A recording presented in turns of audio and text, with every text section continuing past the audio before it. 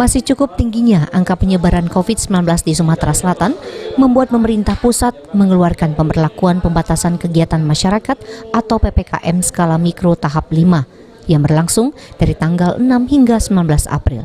Dengan diberlakukannya PPKM tersebut membuat kalangan pengusaha di Palembang khususnya kecewa, dikarenakan saat ini dunia usaha di kota PMP ini sedang kembali bangkit.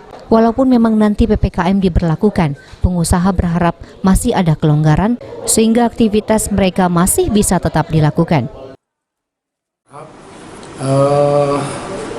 Pengetatan atau pembatasan-pembatasan seperti ini sudah harus mulai dilonggarkan karena pengusaha sudah bulan-bulan terakhir ini sudah mulai bangkit ya, artinya sudah mulai usahanya sudah mulai berjalan. Namun kalau ada lagi pembatasan-pembatasan yang tidak diprediksi sebelumnya, nanti konsentrasi daripada pengusaha itu jadi sedikit terganggu gitu, sehingga sudah mau buat begini, ada lagi kebijakan lagi soal pembatasan lagi, jadi mau bingung akhirnya pengusaha ini mau jalan mau bagaimana. Ini juga artinya menjadi perhatian juga bagi pemerintah, khususnya pemerintah daerah.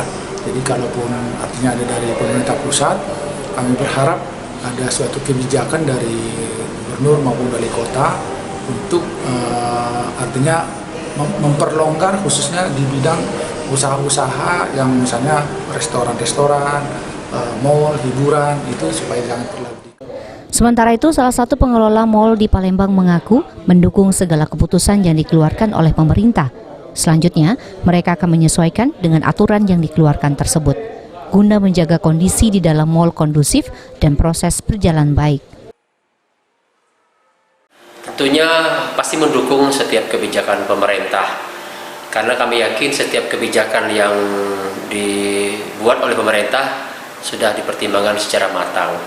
Tujuannya adalah semata-mata untuk memutus mata rantai penyebaran. Sejauh ini para kalangan pengusaha masih menunggu aturan resmi dari pemerintah daerah guna penerapan PPKM di Sumsel ini. Firman Hidayat, Irawan, PAL TV.